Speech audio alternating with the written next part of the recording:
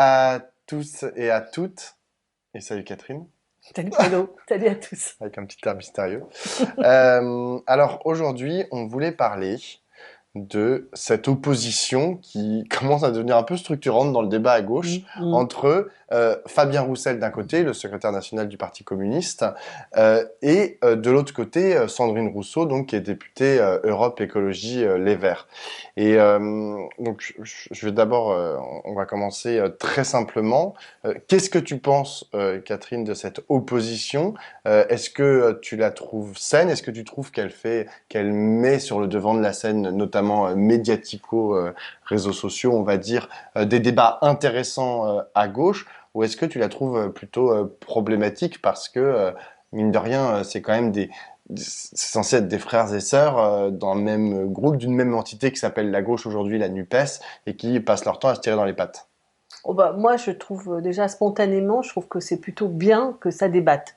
C'est-à-dire, c'est pas parce qu'on est tous de gauche qu'on pense tous la même chose sur tous les sujets. Et d'ailleurs, c'est bien heureux parce que quand même, certes, la gauche n'est pas en lambeaux comme elle l'est dans beaucoup de pays en Europe. Et là, ce week-end, on risque de voir des résultats assez catastrophiques en Italie. Donc la gauche va mieux en France qu'ailleurs, mais enfin c'est quand même pas brillant, quoi. Donc on a quand même quelques sujets devant nous à discuter. Donc moi le fait qu'il y ait des discussions et que ça se polarise et que ça s'engueule, moi je valide à mort ça. Et je pense qu'en fait ils ont réussi à trouver tous les deux une façon. Au fond, ils se font la courte échelle. C'est vraiment un mano à mano. Je lance un truc, hop, je réagis, hop, je surréagis. Et alors, des fois c'est bien, des fois c'est pas bien. On va discuter de ça. Moi, je suis assez d'accord avec toi. Je mettrais quand même un petit bémol, c'est-à-dire que en fait, tout commence un peu de la même façon, c'est-à-dire que dans le cadre d'une interview, dans le cadre d'une prise de parole, l'une ou l'autre, en gros, dit une phrase qui ensuite est extraite du propos général. C'est cette phrase qui est mise en exergue par. Il y a énormément de canaux, hein. Ça peut être l'extrême droite qui prend une phrase de Sandrine Rousseau et qui en fait genre un étendard sur lequel il faudrait tirer, enfin une cible.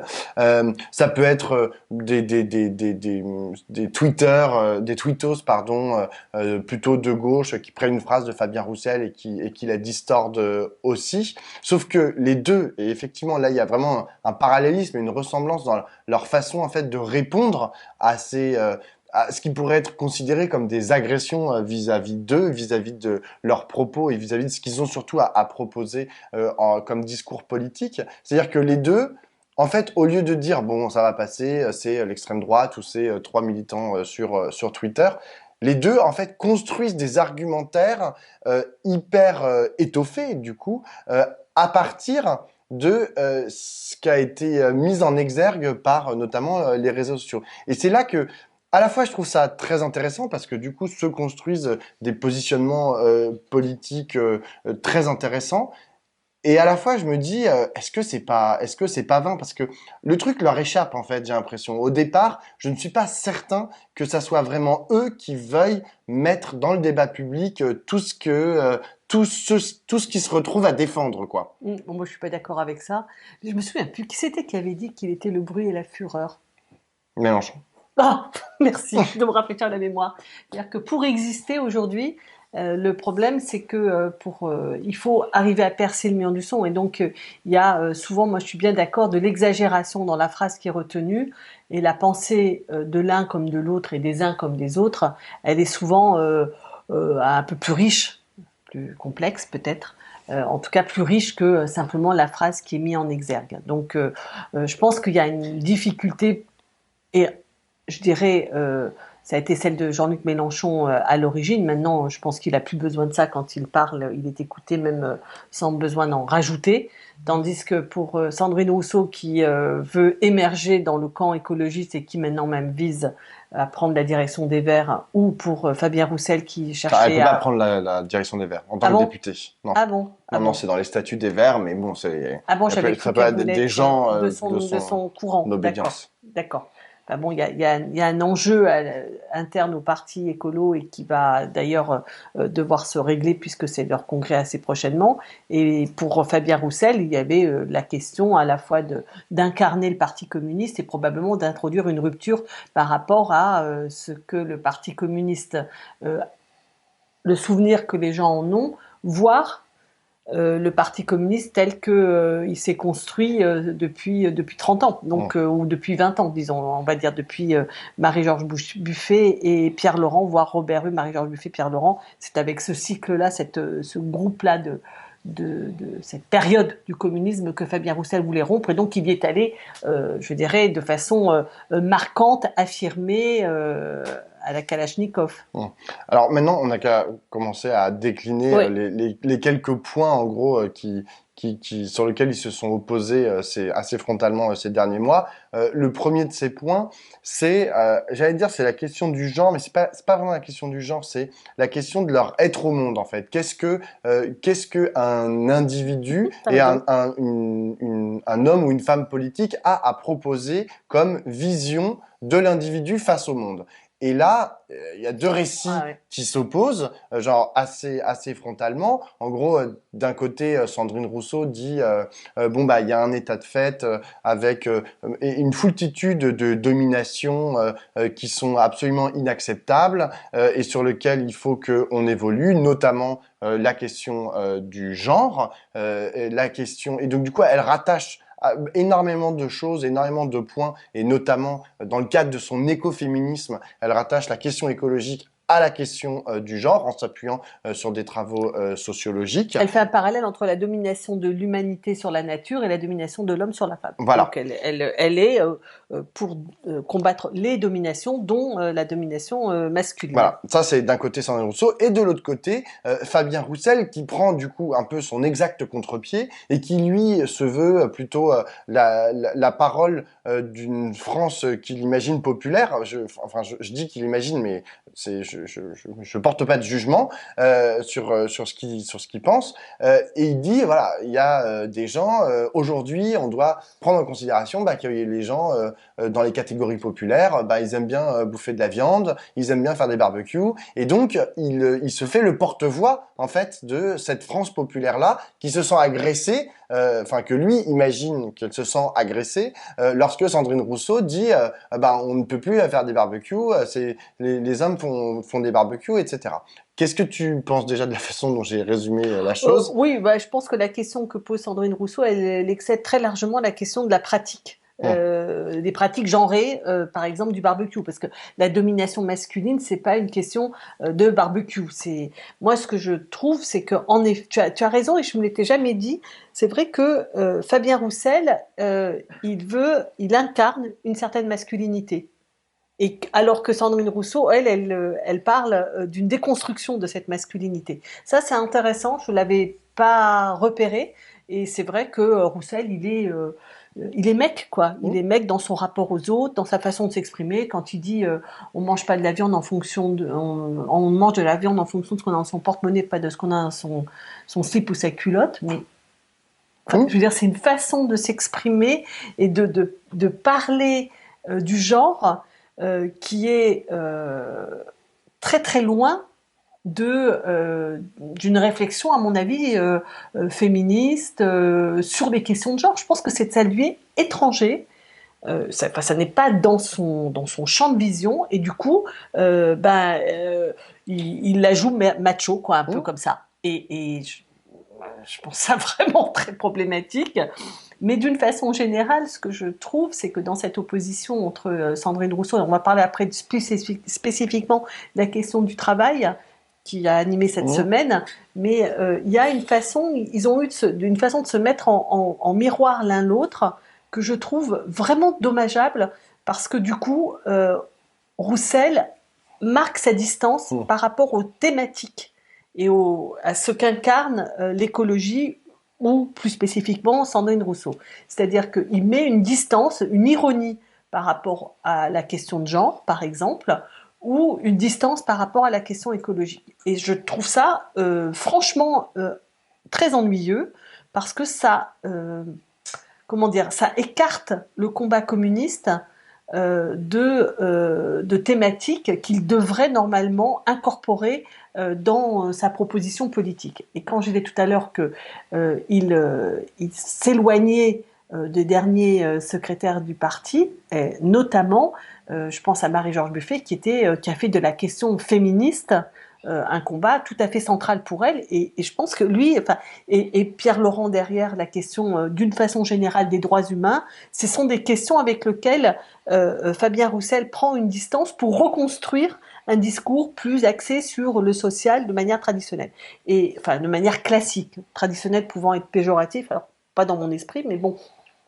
Et donc je pense que ça fait que ça affaiblit bizarrement et paradoxalement les points de force qu'avait le Parti communiste, notamment dans les métropoles, dans les grandes villes et dans les banlieues, là où ces questions-là sont très présentes, ben ça affaiblit le Parti communiste, en tout cas dans son image. Et moi, je ne comprends pas cette stratégie de vouloir s'opposer aux combats si centraux pour l'époque que sont le féminisme et l'écologie. Bon. Moi, je suis complètement d'accord avec toi. En fait, ce qu'il ne faudrait surtout pas, euh, ce à quoi il faudrait pas qu'on aboutisse, en fait, c'est que les différentes sensibilités de la gauche se répartissent les tâches. Ah bon. En fait, c'est-à-dire que le Parti communiste, en gros, s'occuperait du social, et puis les écologistes s'occuperaient De l'écologie. de l'écologie. Enfin, non, mais c'est absolument catastrophique. Ah oui, oui, Et oui. d'ailleurs, ça a aussi à voir avec la question du travail. C'est-à-dire que, genre, si on dit que le travail, c'est pas pour nous, c'est pas pour la gauche, et puis nous, on s'occupe que de tout ce qui est en dehors du travail, parce que de toute façon, le travail,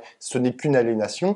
Euh, on laisse du coup le champ tout champ à la droite, en fait, pour exploiter le travail et pour elle faire une vraie proposition forte, puissante et enfin plutôt en puissance de ce que c'est que le travail. Donc en fait, il ne faut surtout, t'as tout à fait raison, il faut absolument que d'une part le Parti communiste arrive à se réancrer en fait dans ces luttes contemporaines qui en plus aujourd'hui commencent à devenir structurantes dans à la fois les identités individuelles mais aussi collectives en fait Les deux. des Français et des Françaises. Enfin, je veux dire, la question féministe aujourd'hui, c'est une question qui est importante pour beaucoup de gens et pas que dans les centres-villes. Hein. Enfin, je veux dire, c'est à mon avis, c'est beaucoup plus large que ça. De la même manière, la question Dans écolo le monde aussi. populaire, c'est très, Mais très exactement, important. Toutes ces exactement. femmes qui se Et tous les battent, mondes populaires. bien sûr, bien sûr, toutes ces femmes qui se battent au quotidien pour vivre, assurer l'existence de leur famille, mais se faire reconnaître dans leur boulot et être respectées de tous. Mais non, mais c'est fondamental pour elles.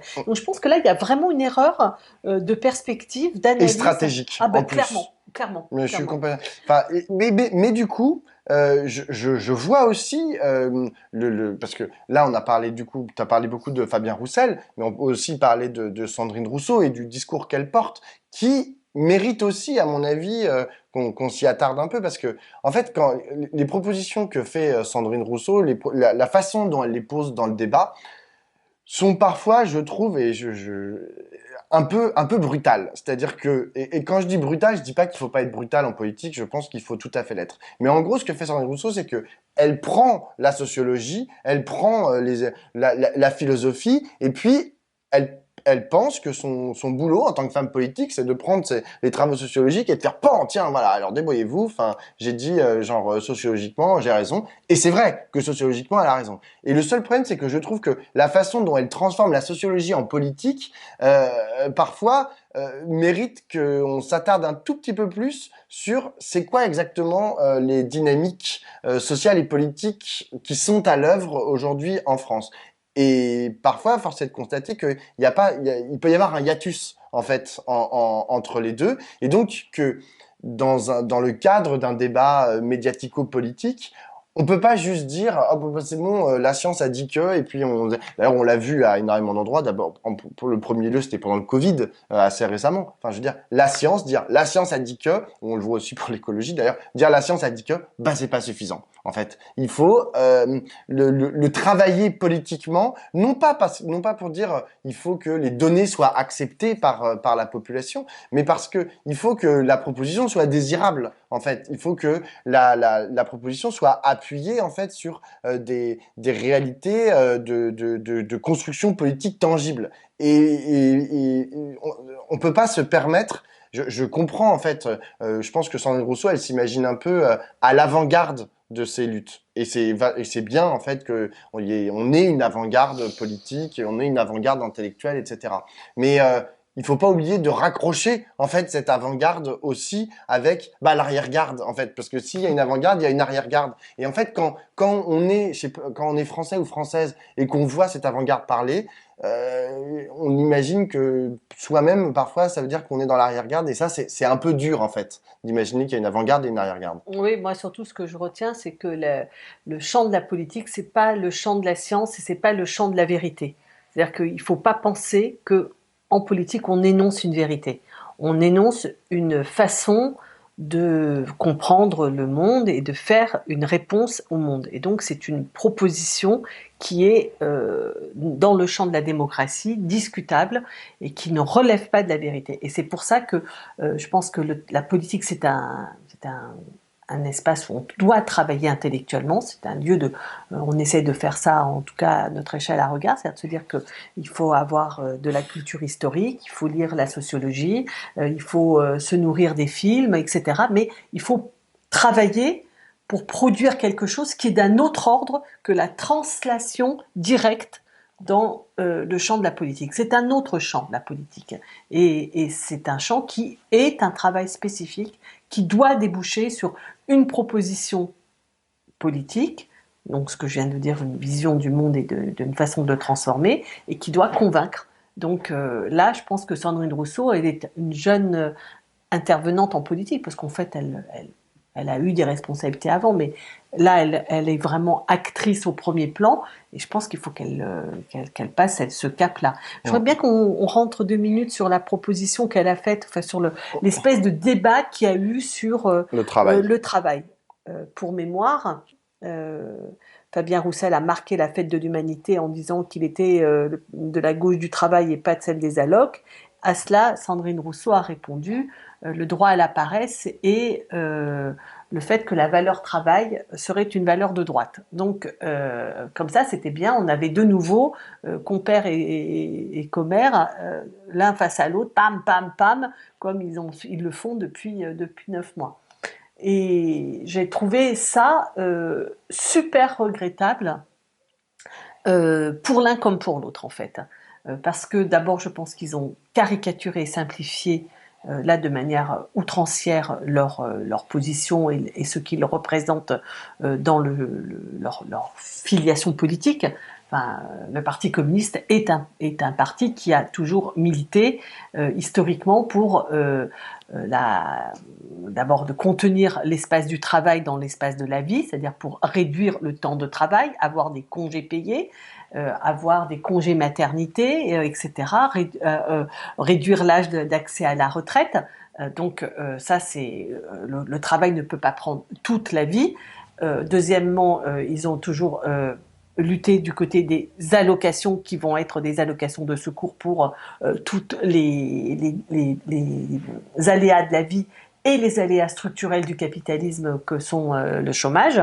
Donc ça, c'est quand même leur histoire. Et d'ailleurs, je ne doute pas un instant que les députés communistes vont s'opposer à la réforme des retraites que veut nous enfiler Macron, plus la réforme de l'assurance chômage. Donc je suis certaine qu'ils le feront, y compris Fabien Roussel. Et enfin, dernière chose, c'est que historiquement, le Parti communiste, il a quand même eu cette vision normalement double, qui est que le travail, c'est le lieu de l'exploitation et c'est le lieu de l'émancipation. Et le problème, c'est comment travailler à l'intérieur du champ du travail pour que l'émancipation prenne plus de place et que l'exploitation diminue. Donc ça s'est passé par des tas de revendications. Et m'est revenu en mémoire le fait que dans les années 80-90, le Parti communiste revendiquait que 10% du temps de travail soit consacré à la formation. Et ça s'est arrêté, cette revendication, quand la gauche est allée au pouvoir et que Lionel Jospin a fait les 35 heures. C'est-à-dire que du coup, on n'a plus demandé que 10% du temps de travail, le Parti communiste n'a plus demandé que 10% du temps de travail soit réservé à la formation, puisqu'en fait, ce 10% du temps de travail, il avait été tout simplement supprimé du temps de travail. Donc, on était passé à la réduction du temps de travail. Et là, moi, je pense que y a une petite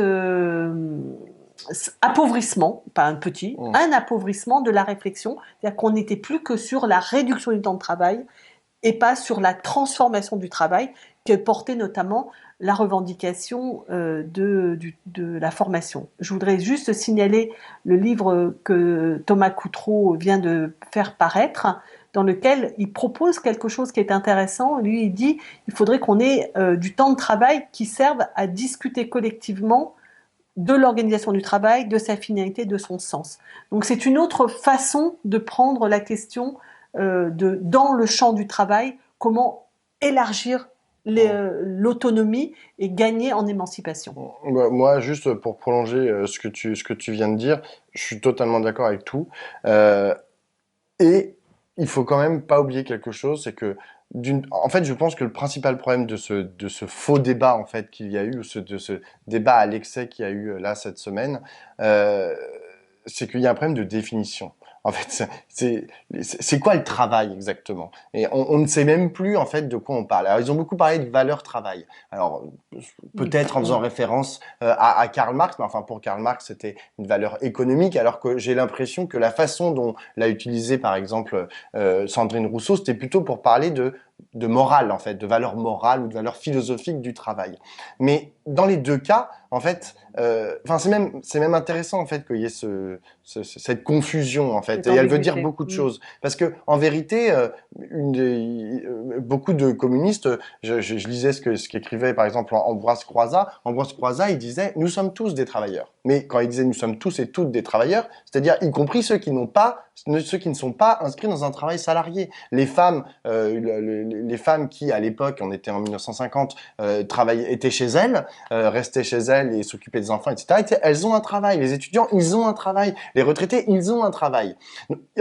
Pardon, le travail, ce n'est pas que de la production de valeur économique en fait, et pour valider le PIB. Ça, c'est la première chose. La deuxième chose qui est très importante, c'est que on ne peut pas, et ça, c'est pour ça que je suis pas trop d'accord avec ce que dit Sandrine Rousseau. Bien sûr, le droit de regarder le monde, de regarder le ciel, de regarder les étoiles, le droit de s'extasier devant une œuvre d'art, devant une couleur ou dans les yeux ou de la couleur des yeux de quelqu'un. C'est vrai que c'est très important et peut-être qu'il faut que la politique aussi en parle. Mais ça ne veut pas dire qu'on va qu'on dire bah non, le travail c'est cacaboudin parce que c'est que de l'exploitation, c'est que de l'aliénation, etc. On est obligé d'en parler. On va pas laisser les libéraux organiser le travail. Et là, du coup, je reviens par rapport à ce que tu disais, ton ouverture sur Thomas Coutreau. Bien sûr qu'il a raison. Genre, et ça, je pense que pour le coup, la gauche l'a un peu, voire beaucoup abandonné. C'est la réflexion en fait, c'est quoi on a l'impression que la gauche politique s'arrête en fait aux portes des entreprises. Elle fait un cadre, elle dit bon bah c'est super, on va vous faire, on va augmenter le SMIC, on va mettre des grandes règles pour la pénibilité, etc. Parfois c'est par branche, mais globalement ils veulent faire des grandes règles comme ça au Parlement. Mais en vérité, dans l'entreprise, pas forcément que dans l'usine, hein, mais dans les entreprises, la politique ne rentre pas, c'est-à-dire qu'elle ne s'intéresse plus en fait à ce qu'avant on appelait le geste en fait de l'ouvrier. C'est très important quel geste il fait, genre la liberté qu'il a dans son geste, genre qu'est-ce qu'il fait. Et aujourd'hui par exemple, j'interviewais Yves Clos hier, c'est dans la Midnell, et Yves Clos disait un truc qui est très intéressant. Il disait dans la société, dans nos lois, il n'existe nulle part en fait, la notion de subordination a été enlevée de tous les textes. Elle est nulle part, sauf à un endroit dans le contrat de travail. C'est le seul endroit où il y a un lien de subordination entre les hommes et les femmes, entre les enfants et les parents. Ça n'existe pas. Dans la politique, ça n'existe pas. Il n'y a pas de lien de subordination entre l'élu et le non-élu, et celui qui l'élit. Ça n'existe que dans le contrat de travail. Et donc Yves Clos disait, et ça, c'est un problème parce que du coup, il n'y a que dans le supérieur hiérarchique qui est capable de décider ce que celui qui est en dessous hiérarchiquement va faire. Et il n'a pas, en fait, l'autre n'a pas voix au chapitre. Si je te dis maintenant, tu dois me faire un robinet dégueulasse et que tu as 10 secondes pour le faire au lieu d'une minute, eh bien, tu n'auras pas d'espace, en fait, pour discuter de cette décision. Et ce que dit Yves Clos, c'est il dit, la gauche doit re-rentrer dans les usines, mais pas que dans les usines, hein, dans toutes les entreprises, pour que les salariés, les travailleurs et les travailleuses aient la possibilité, en fait, de dire, bah non, en fait, si j'ai envie de faire un bon travail, et je pense que le travail bien fait, c'est la source principale du bonheur au travail, le travailleur ou la travailleuse doit avoir voix au chapitre sur ce qu'il produit, comment il le produit, à quelle vitesse il le produit, pourquoi il le produit, avec quels objets, etc. Et ça, ce dialogue-là, c'est pas que, comme dit Piketty, on va mettre 50% de salariés tout en haut de l'entreprise. C'est à tous les niveaux de l'entreprise pour que jusqu'en bas, en fait, dans l'unité de production ou dans l'unité de travail, eh bien, il y ait ce rapport de force conflictuel mais apaisé, qui peut être tout à fait apaisé, et qui permette en fait à chacun de pouvoir se sentir bien dans son travail. Et se sentir bien dans son travail, c'est hyper important. On peut pas dire, ah bah non, mais tout le monde se sent mal pendant son travail pendant 35 heures ou 32 heures, hein, pour ceux qui veulent 32 heures, et puis le reste du temps, On serait heureux. On serait heureux. Bah non, on doit aussi être heureux au travail. La gauche, elle a aussi vocation à dire qu'on doit être heureux au travail. Tout le monde sait que les gens qui souffrent au travail souffrent dans la vie en général. Moi, ce que je retiens de ce débat, encore une fois, on a dit qu'il était mal barré parce que j'ajoutais une petite chose concernant Sandrine Rousseau, c'est que franchement, elle n'a pas besoin d'en rajouter dans le côté les écolos qui sont coupés du monde du travail. Je veux dire, le côté bobo des écolos, franchement, je pense que Roussel, il exagère de se couper des luttes contemporaines et elle exagère de se couper du monde du travail. C'est pas, je veux dire, c'est une caricature de leur propre organisation et combat politique. Mais quand même, au bout du compte, finalement, je trouve que ils ont, enfin, ça fait longtemps qu'on n'a pas parlé du travail. La gauche parle de l'emploi, parle des salaires, pas seulement la gauche, la politique parle de l'emploi, comment gagner, de faire qu'il y ait moins de chômage, parle des salaires, comment augmenter les salaires, mais ne parle jamais du travail. Or, c'est un sujet qui est quand même mais ultra présent autour de nous, les transformations du travail, le télétravail, la souffrance au travail, la bureaucratisation du travail dont parle absolument tout le monde. Je veux dire, toutes les reportings, les enquêtes, etc. en permanence, tout le monde doit rendre des comptes sur tout son travail, etc. dont on a vu pendant la période du Covid, par exemple, qu'ils s'en sont affranchis et que c'est grâce à ça que les hôpitaux ont réussi à marcher et que les enseignants, par exemple, en souffrent énormément avec tous ces contrôles. Bref, on s'est mis enfin à parler du travail. Est-ce que ça va durer ? Je sais pas, mais enfin bon, ça nous a fait du bien. Dernier petit point, on n'a pas parlé de la reine la semaine dernière, du décès de la reine d'Angleterre. Oui, la reine d'Angleterre. Elisabeth II. Elisabeth II. On n'a pas parlé. Notre reine à tous. Notre reine à tous. C'est Brigitte Macron. Ben voilà, c'est Brigitte ça. Macron qui a dit, genre, pitié. elle a été la reine. Pour moi, elle a été la reine. Elle est la reine et elle sera toujours la reine. Oh. Bon, bref. Non, ça mis à part, cette semaine, il y a Jean-Luc Godard, le réalisateur Jean-Luc Godard qui est décédé. Est-ce que tu as un petit mot pour Jean-Luc Godard? Oui, il y a eu à mon avis un bel article d'Arnaud dans Regard que je vous invite à lire sur Arnaud le Vivian. site Arnaud Vivian. Moi, ce que j'avais juste envie de dire, c'était que au fond, la question qui a beaucoup tourné, est-ce que Godard est de gauche et de droite ou de droite, je pense que franchement, c'était pas le sujet. J'ai écouté hier un interview de lui qu'il avait donné sur Arte dans lequel il dit qu'il n'a jamais voté de sa vie. Donc, je pense que ça positionne assez bien Godard politiquement, qui a été très fluctuant, etc. Donc, c'est pas tellement ça le sujet. En revanche, ce que je trouve, c'est que Godard est un homme qui s'est vraiment interrogé profondément sur les images, et nous sommes dans un monde d'images, et voilà, il était trop solitaire, à mon avis, sur ce sujet, de la même manière qu'il faut s'interroger sur les mots que l'on emploie, se préoccuper des punchlines, il faut se préoccuper des images et de l'esthétique a profondément à voir avec notre rapport au monde. On essaye, d'y travailler depuis longtemps. Hein. C'est un sujet qui nous occupe, de produire une esthétique qui soit en relation et en rapport avec l'idée que nous nous faisons, ou en tout cas, évidemment, pas à l'image, pas à la mesure de Jean-Luc Godard, mais je veux juste dire que cette préoccupation qui fut la sienne, nous la partageons. Mais j'ajouterais aussi que lorsqu'on regarde l'œuvre d'un type comme Jean-Luc Godard, mais c'est pas le seul, hein, en tant que militant, parce que je sais que c'est beaucoup des militants qui nous regardent et des gens qui sont très actifs en politique, parfois on a aussi le droit en fait de regarder une œuvre sans y foutre de la politique politicienne de façon systématique et parfois totalement inappropriée. Je veux dire, on a le droit d'être un militant, mais de regarder la mer et de vraiment regarder la mer ou de vraiment regarder le ciel, tu vois, et de vraiment regarder, que sais-je, le mépris ou une femme est une femme. Je veux dire, ces œuvres ont aussi le droit d'exister, en fait, non pas en dehors complètement du cadre politique, mais on peut trouver en fait des sources d'extase et d'enrichissement, de jouissance, etc. En dehors de la politique. Et parfois, je vois que dans nos cercles militants, dans nos cercles de gens qui sont très informés politiquement, ça manque un peu, quoi. Genre tout ne passe pas par la politique et l'art. Parfois, bah, c'est aussi un peu un pas de côté par rapport à la politique et un pas de côté parfois très très exaltant, comme ont pu l'être les œuvres de Oui, Jean-Luc je Godard. voulais dire juste un dernier truc sur Godard. Ce que j'aime bien dans ce qu'il a fait, c'est que c'est les images, euh, pas simplement l'image, la représentation de la chose, mais c'était intégré avec des mots, de la lettre. Il y a beaucoup de lettres, de textes écrits dans ces images, et avec un travail aussi sur le son, sur le collage. Enfin, c'était voilà, un artiste de la forme et c'est peut-être aussi important que les textes que lit Sandrine Rousseau. On se terminera là-dessus. À bientôt, à À la la semaine semaine prochaine. prochaine.